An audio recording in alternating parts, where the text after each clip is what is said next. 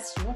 Aujourd'hui, on part dans un pays que j'adore, le Brésil, à la rencontre d'un Corse originaire de Figueira. Il est installé du côté de São Paulo, où il est consul honoraire de la vallée de Paraíba et où il dirige des alliances françaises. Ce sont des écoles de langue et des centres culturels. Aujourd'hui, on va à la rencontre de Jean Corson. Bonjour Jean-Luc. Bonjour Christina. Alors vous êtes où là? Vous êtes au Brésil. Vous êtes où exactement pour Je situer suis au Brésil, à São José dos Campos. C'est une ville d'environ 800 000 habitants. L'agglomération fait 1 700 000 habitants, entre Rio et São Paulo, dans l'état de São Paulo, à environ 80 km de la ville de São Paulo. Voilà.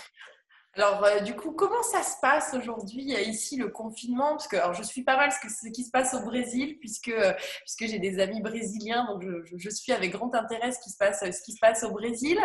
On voit que vous avez un chef de l'État qui minimise un petit peu, si on peut dire, la létalité du virus, puisque il qualifie ça de grippette, il promeut même des rassemblements. Il s'est exprimé à plusieurs reprises en faveur de la réouverture des commerces, des écoles. Il a limogé notamment Luis Henrique Mandetta, le ministre de la Santé, un politique qui est quand même très populaire au Brésil. Vous m'arrêtez si je dis des bêtises. Qu'est-ce qu'il en est aujourd'hui? Comment ça se passe? Est-ce que les Brésiliens respectent le confinement ou est-ce qu'on a recommencé à sortir, on a repris entre guillemets une vie normale? En fait, le confinement n'est pas aussi strict qu'en France. On peut se déplacer librement, on n'a pas besoin d'autorisation. Simplement, les commerces ne sont pas ouverts. Or, les supermarchés, tout ce qui concerne la santé, les garagistes, les stations d'essence. Donc, les gens se déplacent librement et ils n'atteignent pas, en fait, il faudrait que les déplacements se limitent à 70% et on est simplement à 50%. Donc, on est sans doute sur une prolifération des contagions qui est supérieure à ce qu'on voudrait. Donc, on croise quand même du monde dans les rues et les rues ne sont pas complètement désertes au Brésil. Non, mais elles sont quand même… il n'y a pas grand monde dans les rues. Déjà, on ne se promène pas beaucoup en fait au Brésil. Les gens, les classes sociales ont tellement de différences qu'en général, les gens qui ont plus d'argent vivent dans des condominiums et les autres vivent plus simplement. Et c'est dans ces régions-là que le virus aura tendance sans doute à proliférer. Justement, vous parlez, c'est intéressant ce que vous dites, je rebondis dessus, parce qu'il y a quelques années, je voulais faire de l'humanitaire dans les favelas et j'ai lu justement là sur un journal brésilien que dans les favelas, ça s'organisait un petit peu comme une société dans la société, comme ça l'est, j'ai envie de dire tout le temps, mais là encore plus, ça s'organise pour lutter vraiment dans les favelas contre le coronavirus. Oui, mais parce qu'ils sont… il y a une proximité des habitations, des gens entre eux, les rues sont étroites, il n'y a pas de services publics. Donc, effectivement, ils vont être impactés plus fortement que le reste. Donc, oui, c'est une société dans la société et ils s'organisent. Puis on se dit comment, alors on dit oui, il faut se laver les mains, mais comment on peut se laver les mains quand on n'a pas d'eau courante à la maison? Comment on peut pratiquer l'éloignement social justement quand toute une famille élargie vit dans une seule pièce? Et comment justement on peut survivre quand on a plus de travail, qu'on n'a plus de revenus? Ça doit être quand même compliqué.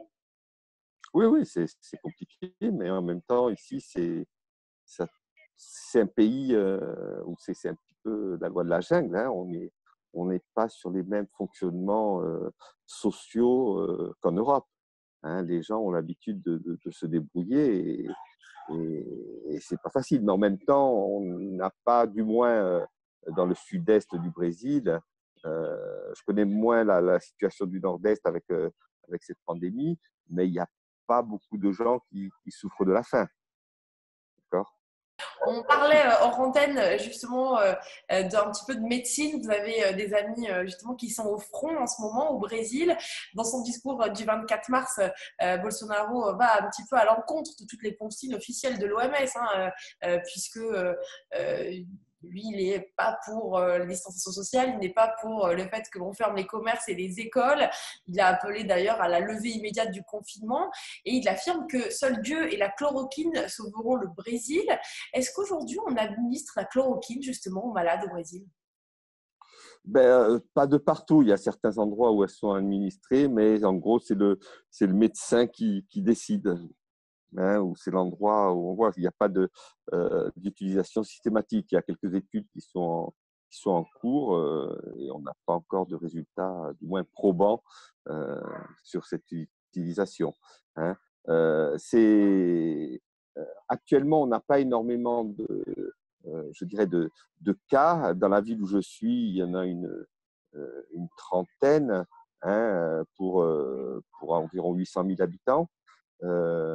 Et le préfet, on dit ici le maire de la ville, veut arrêter le confinement, du moins en partie, le libérer en partie, libérer les commerces d'alimentation, les restaurants.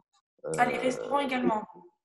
Oui, oui, les restaurants, la rue piétonne et pratiquement tous les commerces de services, hein, avec un certain nombre de règles, parce qu'ils disent que bon, ça fait un mois qu'on est qu'il y a un confinement et on est à simplement 20%, je dirais, d'utilisation de la puissance qu'on a pour traiter les malades. Donc, il y a simplement 20% des lits qui sont utilisés actuellement dans la ville. Donc, mais on ne sait pas non plus comment vont évoluer les choses. Donc, le gouverneur de l'État de São Paulo vient demain voir le maire pour essayer de faire revenir sur sa décision de libérer les commerces dans la ville. Et les gens portent des masques au Brésil? Oui, les gens portent des masques. Ça a coupé. On ne trouve pas beaucoup de masques dans le commerce et dans les pharmacies, ils sont relativement chers. Oui, un petit peu, voilà, quand on en a. La rareté aidant. Ouais.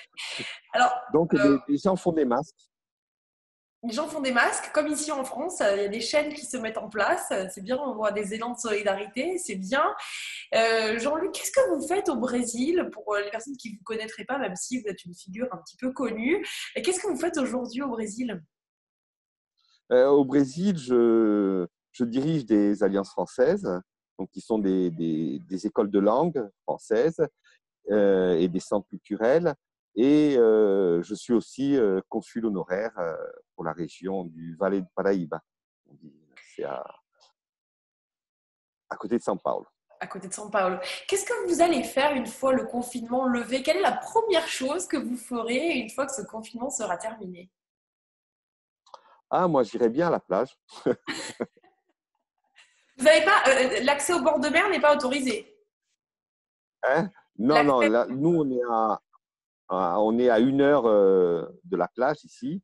Hein, on est sur le plateau, comme São Paulo, à peu près entre 600 et 700 mètres d'altitude.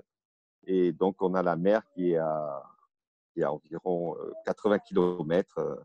Il faut continuer sur le plateau et puis on descend sur la plage. Hein. Mais donc, on n'est pas vraiment autorisé. Le bord de mer est accessible le bord de mer est accessible ou c'est comme en France où les bords de mer sont interdits? Ils sont accessibles, mais en fait, là, il y a pratiquement personne et ce n'est pas très bien vu de se déplacer. À un moment, ils pensaient justement couper les voies d'accès à la plage, mais bon, ça n'a pas été autorisé. Et donc, voilà, donc les accès sont libres, mais il n'y a personne. Bon, vous irez à la plage et vous reviendrez faire un petit tour en Corse ou pas? C'est pas prévu pour le moment. Je viendrai bien en juillet pour retrouver toute la tribu au village. Hein. Mais je ne sais pas si ce sera possible. On ne sait pas encore si on pourra voyager d'ici cet été. On croise les doigts quand même. Tout à fait. Et donc, pour l'instant, les écoles restent fermées, même si les restaurants vont réouvrir petit à petit. Les écoles resteront fermées ou comment ça va se passer? Oui, oui, toutes les écoles restent fermées. D'ailleurs, nous, école de langue aussi, on est fermé. On fonctionne avec donc des applications par Internet. Et on n'a pas perdu, d'élèves. Hein. Les élèves continuent à suivre leurs cours par Internet, sagement. Ben, c'est super. Voilà. On Ouais, développe plein de choses. Ça sera peut-être à penser pendant les épidémies de grippe, de gastro. On pourrait peut-être faire l'école comme ça aussi. Ça nous éviterait des moments ouais. pénibles. Oui, non, mais du moins, on pourra, je pense, permettre d'enregistrer ces cours et permettre aussi aux élèves absents d'y assister ou en direct ou après. Hein. Voilà, Puisqu'on sort c'est sur une des notes possibilité positives intéressante. toujours, donc on sort sur des notes positives. Ouais, ouais, Bon, ouais, ouais. Et puis, vous nous pardon? envoyez un petit peu de chaleur du Brésil quand même. Il fait beau là chez vous. Oui, oui, oui. Oui, il fait 20-22 degrés. Je pense qu'on devrait atteindre les 30 degrés aujourd'hui. Oui, parce qu'ici, il est Voilà. 16h. Chez vous, on est encore le matin. Donc, dans la journée, je pense que vous aurez de belles températures. Ici, c'est pas trop le cas Ouais, cette ouais, semaine. ouais. Merci Jean-Luc d'avoir été mon invité aujourd'hui. Mais de Et bon, rien, merci à vous. je vous ai fait le veto. Et puis, bon, je salue tout le monde Bon, bah, en allez-y, si vous famille. avez un message à faire passer, tout le monde vous regarde. Hein. Voilà, bah, Au écoutez, village. je salue tout le monde, le village, Sigagne, et la famille, ma mère, mon frère, mes sœurs et tous mes amis. Voilà. Merci beaucoup Jean-Luc. Je vous fais de gros bisous et un gros bisou à votre petite fille qu'on a vue tout à l'heure. D'accord. Un gros Oui. bisou. Et puis on viendra certainement vous revoir pour savoir un petit peu comment la situation évolue au Brésil.